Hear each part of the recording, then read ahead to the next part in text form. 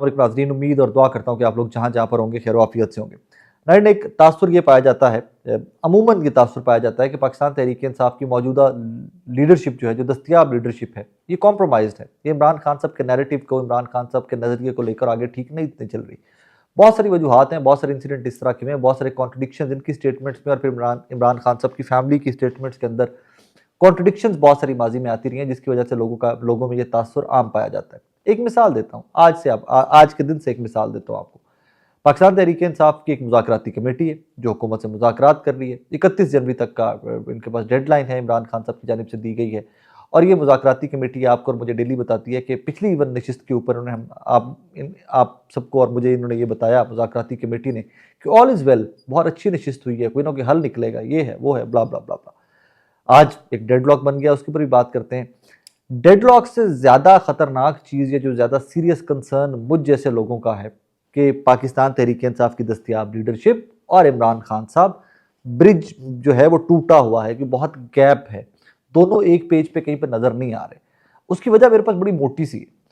पाकिस्तान तहरीक इंसाफ की दस्तयाब लीडरशिप एक entirely different narrative या इंटायरली डिफरेंट स्टांस लेके चल रही है। बट इमरान खान साहब के ट्विटर हैंडल से जो ट्वीट आती है, वो इतनी सख्त ट्वीट आती है। आज के दिन में भी 6 जनवरी को जब मैं आपसे मुखातिब हूँ, कि मुझे उसके बाद मुज़ाकरात की कामयाबी में कोई उम्मीद नज़र नहीं आती। चंद पॉइंट्स हैं, मैं आपके सामने रख देता हूँ।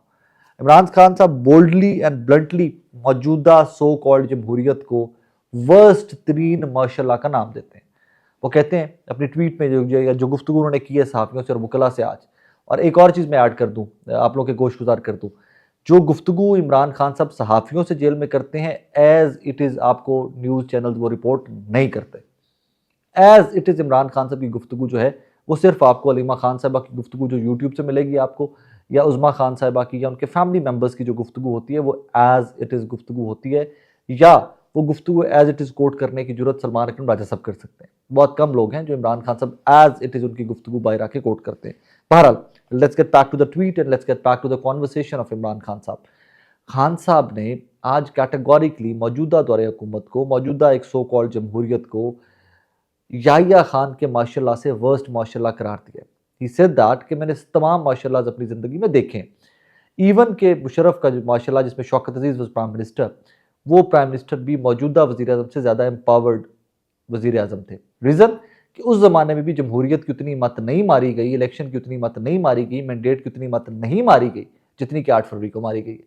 आगे फर्दर बढ़ते हुए इमरान खान साहब, शहबाज शरीफ साहब जो हमारे वज़ीर आज़म पाकिस्तान हैं, फॉर्म 45 और 47 की कॉन्ट्रडिक्शन के साथ वज़ीर आज़म हैं, उनके बारे में इमरान खान साहब कहते हैं कि ये जनरल आसिम के अर्दली हैं, चीफ आर्मी स्टाफ के अर्दली की ज़्यादा हैसियत इनकी नहीं है। इतना ब्लैक एंड वाइट, सीधा, कोई ग्रे एरिया नहीं, ठोक कर सीधा जो वो सोचते हैं उन्होंने बोल दिया। फिर हमूदुर रहमान कमीशन का, जिसके ऊपर माजी में ट्वीट किया गया था इमरान खान साहब के हैंडल के ऊपर, और बड़ा शोर मचा था। तहरीक इंसाफ जो पार्टी है, जो दस्तयाब लीडरशिप है, ये उस ट्वीट से पीछे हट गई थी। इमरान खान साहब ने आज फिर उस रिपोर्ट का जिक्र किया कि जिस तरह हमूदुर रहमान कमीशन में बताया गया था कि जनरल याहिया ने कैसे बेड़ागर किया मुल्क का, वैसे ही बेड़ागर का दिस मोमेंट किया जा रहा है। आगे बढ़ते हुए वो अलकादिर ट्रस्ट के बारे में भी इमरान खान साहब बात करते हैं। वो कहते हैं कि अलकादिर ट्रस्ट का फैसला लटकाया जा रहा है, इसको बार्गेनिंग चिप के तौर पे यूज़ किया जा रहा है, मुझे प्रेशराइज किया जा रहा है, कोशिश की जा रही है मुझ पर दबाव डालने की अलकादिर ट्रस्ट।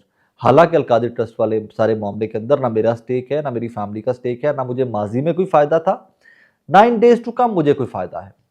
अब इन तमाम तर सिचुएशन, आगे फिर वो बुशरा बीबी साहिबा के बारे में उन्होंने बात की है, बिकॉज हम तमाम सहाफ़ियों को ये गलत फहमी है, या हमारी इन्फॉर्मेशन ठीक है, इमरान खान साहब की इन्फॉर्मेशन ठीक नहीं है। मैं ये इसके ऊपर मैं कोई डिसाइसिव कमेंट नहीं करने वाला इसके ऊपर। हमें गलत फहमी ये ज़रूर है कि बुशरा बीबी साहिबा एट सम पॉइंट कुछ ना कुछ निगोशिएशंस में she is involve with in the party और विद एस्टैब्लिशमेंट, मिलिट्री एस्टैब्लिशमेंट। मैं एग्जैक्ट कमेंट नहीं कर सकता, रीज़न कि मैंने पिछले ब्लॉग में भी कहा था, मेरे पास कॉन्क्रीट एविडेंस नहीं है इस चीज़ का कोई भी। तो उसके ऊपर उन्होंने कैटेगोरिकली कहा कि बुशरा बीबी के कहीं पर कोई मुज़ाकरात नहीं हो रहे, जो भी मुज़ाकरात हो रहे हैं वो इस कमेटी के थ्रू हो रहे हैं, जो कमेटी असद कैसर साहब, उमर अयूब साहब, CM KPK and all that. फिर उन्होंने गुमशुदा अफराद का भी जिक्र किया। आज शौकत बसरा ने मेरे शो में बताया कि 50 से 55 लोग हैं जो 26 नवंबर के बाद आज तक गुमशुदा हैं, और हमने हुकूमत को लिस्टें भी दे दी हैं, उन तमाम लोगों के नाम और डिटेल्स भी दे दिए, लेकिन हमसे ताउन नहीं किया जा रहा। इस सारे पॉइंट्स के बाद, इस टोन के बाद, मुझे समझ नहीं आती कि इमरान खान साहब कि इस स्टांस या इस लैंग्वेज या इस नैरेटिव, इस स्टांस के बाद मुज़ाकरात कामयाब कैसे होते हैं। ये वो मुज़ाकरात हैं जो 9 मई से, ये वो स्टांस है जो 9 मई से पहले इमरान खान साहब लिए आज के दिन तक वो मर्द कलंदर वहाँ पर अड़ा हुआ है। वो एक स्टांस में अपने 1 इंच पीछे नहीं हटा। कहीं पर उसके नैरेटिव में, कहीं पर उसके स्टांस में, कहीं पर उसके बयानिए में, कहीं पर उसके ख्यालात में 1% चेंजेस नज़र नहीं आई। इन तमाम चेंजेस को देखते हुए जो हुकूमत के स्टांस में है, जो हुकूमत के बयानिए में है, जो तहरीक-ए-इंसाफ के स्टांस में है, जो तहरीक-ए-इंसाफ के बयानिए में है, मैं एक चीज़ कहने का ऊपर मुत्तफ़िक हूँ। मुझे इजाज़त दीजिए कहने की कि जनाब कहीं न कहीं पर कोई जो ब्रिज है वो टूटा हुआ है। जो इमरान खान साहब सोचते हैं, जो कहते हैं, उनकी पार्टी और उनकी बाकी लीडरशिप बाहर आकर नहीं कह रही। अब ये मुज़ाकरात किस हद तक कामयाब होते हैं, इमरान खान साहब को ये लोग किस हद तक बाहर निकालने में कामयाब होते हैं, ये मैं आपकी बसारतों पे, आपकी समातों पे और आपके इंटेलेक्ट पे छोड़ता हूँ। मुझे नहीं लगता कि इमरान खान साहब बाहर भी आना चाहते हैं। I will be very very honest with you. मुझे लगता है कि इमरान खान साहब लीगली तमाम केसेस लड़ के, कॉन्टेस्ट करके, जीत कर, इन सबको हरा कर और इनको लिटा कर बाहर आना चाहते हैं। इस सारे मामले से एक और चीज़ वाज़ेह हो जाती है। The man doesn't want to become next prime minister of Pakistan. Imran Khan साहब के स्केड्यूल के अंदर ही कोई चक्कर ही नहीं है, या उनकी प्लानिंग के अंदर ही कोई चक्कर ही नहीं है कि एट सम पॉइंट या टाइम फ्रेम के अंदर मुझे वज़ीर आज़म पाकिस्तान दोबारा बनना है। मुझे समझ नहीं आती।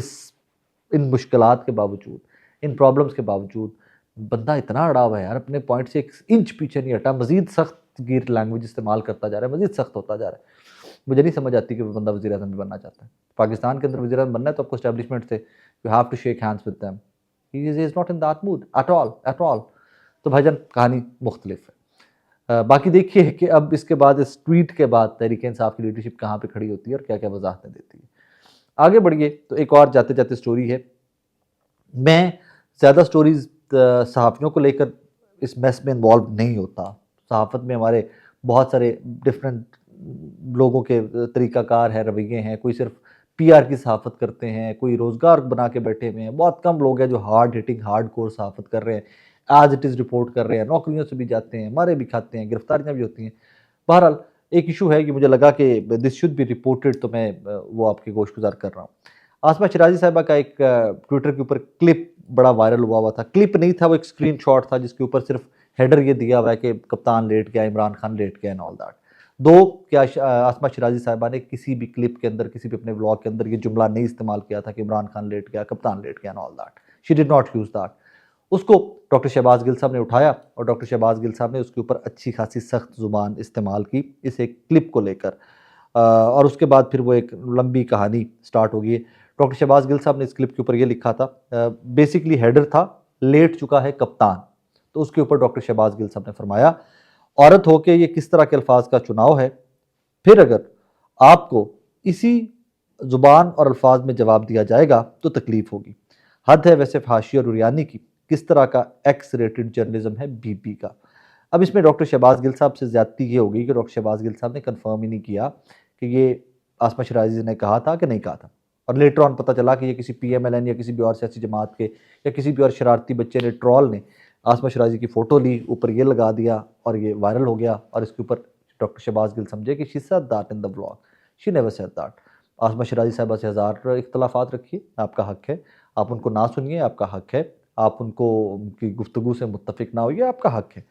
लेकिन डॉक्टर शहबाज गिल ने थोड़ा-सा बहुत सख्त अल्फाज इस्तेमाल कर लिए और फिर यहाँ पर आसमा शिराज़ी साहब ने शहबाज गिल साहब को भी सख्त सा जवाब दिया था। मेरी गुज़ारिश यहाँ पर ये है कि किसी भी चीज़ के ऊपर कमेंट करने से पहले उसको वेरीफ़ाई कर लिया करें, वेट कर लिया करें, थोड़ा-सा उसके ऊपर तहकीक कर लिया करें। डॉक्टर शहबाज गिल, मुझे याद है जब सीएम ऑफ़िस में होते थे पंजाब के अंदर और फिर पीएम ऑफ़िस में भी होते थे, तो शहबाज गिल साहब एक रिसर्च टीम रख के काम करते हैं। वो जिस भी टॉक शो में जाते थे उससे पहले रिसर्च साथ लेकर जाया करते थे। आई डोंट नो कि उनकी रिसर्च टीम अब है उनके पास या नहीं है, लेकिन ये इसके ऊपर थोड़ा-सा डॉक्टर शहबाज गिल साहब भी ज़्यादती कर गए।